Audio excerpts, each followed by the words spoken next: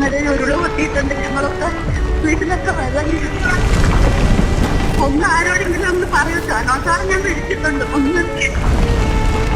ഒന്ന് ആരോടെങ്കിലും ഒന്ന് പറഞ്ഞിട്ട് ഞങ്ങൾ ഇന്ന് രക്ഷപ്പെടുത്താം.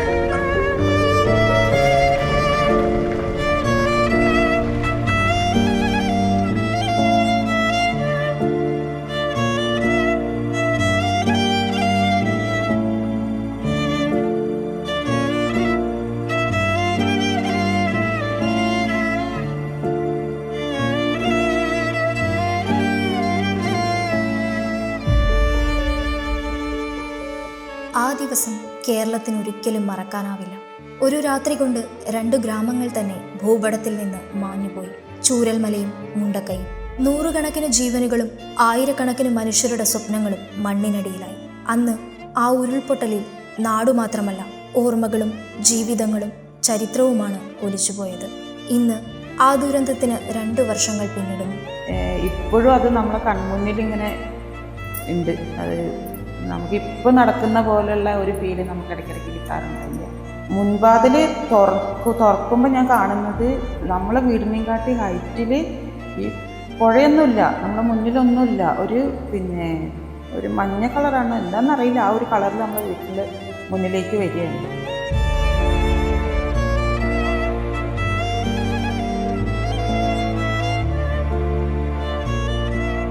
മുണ്ടക്കൈയെക്കുറിച്ചുള്ള ഓർമ്മകൾക്ക് ഇന്നും അതേ മഴയുടെ ഗന്ധമാണ്. ജീവൻ കയ്യിൽ പിടിച്ച് ഓടിയവരുടെ, കൺമുന്നിൽ പ്രിയപ്പെട്ടവരെ നഷ്ടപ്പെട്ടവരുടെ, ഒന്നും ചെയ്യാനാകാതെ പകച്ചു നിന്ന മനുഷ്യരുടെ നിലവിളികളാണ് ഇന്നും മനസ്സിൽ മുഴങ്ങുന്നത്. ചാലിയാറിന്റെ തീരത്ത് വെളിച്ചം പരന്നു തുടങ്ങുന്നേ ഉണ്ടായിരുന്നുള്ളൂ. പോത്തുകല്ലിലെ കുനിപ്പാലത്ത് ആദ്യം കണ്ടത് ഒരു കുഞ്ഞിന്റെ മൃതദേഹം.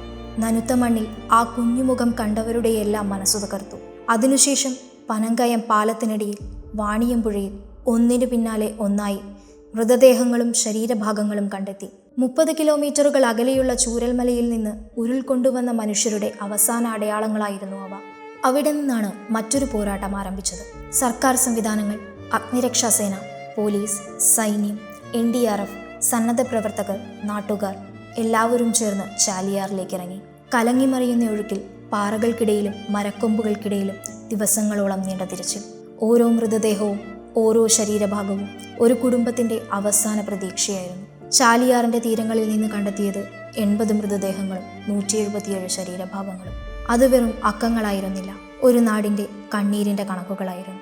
ദുരന്തമുഖത്ത് രക്ഷാപ്രവർത്തനം ഒരു നിമിഷം പോലും വൈകിയില്ല. രാത്രി തന്നെ അഗ്നിരക്ഷാസേനയും പോലീസും സ്ഥലത്തെത്തി. പുലരുമ്പോഴേക്കും സൈന്യവും NDRFും സിവിൽ ഡിഫൻസും സന്നദ്ധ പ്രവർത്തകരും ഒന്നായി. മരണത്തിനും ജീവിതത്തിനുമിടയിൽ കുടുങ്ങിയ 2000-ഓളം മനുഷ്യരെ സുരക്ഷിത സ്ഥാനങ്ങളിലെത്തിക്കാൻ നടന്നത് കേരളം കണ്ട ഏറ്റവും വലിയ രക്ഷാപ്രവർത്തനങ്ങളിൽ ഒന്നായിരുന്നു. ബെയ്ലി പാലം, ഹെലികോപ്റ്റർ രക്ഷാദൗത്യം, മാസങ്ങളോളം നീണ്ട തിരച്ചിൽ. ജീവന്റെ ഒരു തുടിപ്പെങ്കിലും ബാക്കിയുണ്ടാകുമെന്ന പ്രതീക്ഷ കൈവിടാതെയുള്ള പോരാട്ടമായിരുന്നു പിന്നീട്. ഇന്ന് പുഞ്ചിരിമട്ടത്തേക്ക് നോക്കുമ്പോൾ വെള്ളരിമലയുടെ നെഞ്ചു പിളർന്നൊഴുകുന്ന നീർച്ചാലുകൾ മാത്രം കാണാം.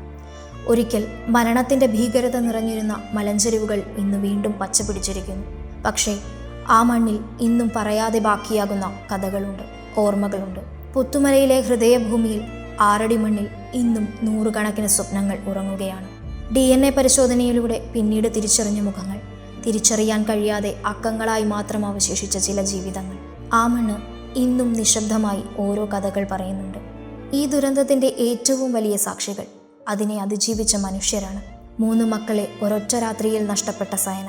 ഇന്നും ഓരോ ദിവസവും പുത്തുമലയിലെ കല്ലറകൾ തേടിയെത്തുന്ന ഒരമ്മ. മക്കളിവിടെ ഉറങ്ങുമ്പോൾ അകന്നിരിക്കാൻ പറ്റുമോ? എന്നും വരും. കുട്ടികളുടെ അരികിലിരിക്കും. ചോക്ലേറ്റുകളും കളിപ്പാട്ടങ്ങളും നൽകും. പിറ്റേന്ന് വരുമ്പോൾ അതുണ്ടാവില്ല. മക്കൾ എടുത്തുവെന്ന് വിശ്വസിക്കാനാണ് എനിക്കിഷ്ടം എന്ന് സയന പറയും. ആ വാക്കുകൾ ഇന്നും കേരളത്തിൻ്റെ മനസ്സിൽ മുഴങ്ങുകയാണ്. ചൂരൽമലയിൽ പുതിയ വീട്ടിലേക്ക് താമസം മാറാൻ ഒരുങ്ങിയിരുന്ന ശ്രുതി ഒറ്റ രാത്രി കൊണ്ട് അച്ഛനെയും അമ്മയെയും സഹോദരിയെയും നഷ്ടപ്പെട്ടു. പിന്നീട് വാഹനാപകടത്തിൽ പ്രതിശ്രുത വരനെയും. എന്നിട്ടും ജീവിതം കൈവിടാതെ ഇന്ന് സർക്കാർ ജീവനക്കാരിയായി പുതിയ ജീവിതം പടുത്തുയർത്തുകയാണ്. അതുപോലെ 3 വയസ്സുകാരി നൈസ. ഉപ്പയുടെ കല്ലറിയിൽ പൂവെച്ച് ഉപ്പയ്ക്ക് ഉമ്മ കൊടുക്കണ്ടേ എന്ന് ചോദിച്ച ആ കുഞ്ഞിൻ്റെ നിഷ്കളങ്കത കേരളം ഒരിക്കലും മറക്കില്ല. ദുരന്തം അവിടെ ബാക്കി വെച്ച ചില മനുഷ്യരുണ്ട്. അവർ ജീവിതം അവസാനിപ്പിച്ചില്ല. അതിജീവനത്തിൻ്റെ മറ്റൊരധ്യായം ആരംഭിക്കുകയായിരുന്നു. കൽപ്പറ്റയിലെ ടൗൺഷിപ്പിൽ 178 കുടുംബങ്ങൾക്ക് പുതിയ വീടുകൾ ഉയർന്നു. ഓർമ്മകൾക്ക് പകരമാവില്ല, പക്ഷേ ജീവിതം വീണ്ടും മുന്നോട്ടേക്ക് നടക്കുമെന്ന് ആ മനുഷ്യർ ലോകത്തെ പഠിപ്പിക്കുകയാണ്. കുട്ടികളുടെ ചിരി വീണ്ടും ആ മണ്ണിൽ മുഴങ്ങുന്നു. പുതിയ സ്വപ്നങ്ങൾക്ക് അവിടെ ചിറകുമുളച്ചു. ഇനിയും പൂർത്തിയാകാനുണ്ട് ചില സ്വപ്നങ്ങൾ, ചില വാഗ്ദാനങ്ങൾ. അവരെല്ലാവരും നമ്മളെ കൺമുന്നിൽ ഇപ്പോഴും ഉണ്ട്. ആ ഒരു വിശ്വാസത്തിലാണ് നമ്മളിങ്ങനെ പോണത്. എപ്പോഴാണ് അതൊക്കെ പോകാമെന്ന് അറിയില്ല. ഇനിയിപ്പോൾ എന്തായാലും നമ്മൾ മുന്നോട്ട് ഈ വീട്ടിൽ തന്നെയാണല്ലോ നമ്മൾ ജീവിക്കുന്നത്. എന്തായാലും കിട്ടിയ വീട് എന്തായാലും ഗവൺമെൻറ് നമുക്ക് ചെയ്തു തന്നത് ഒരുപാട് നന്ദിയുണ്ട് അവരോട്.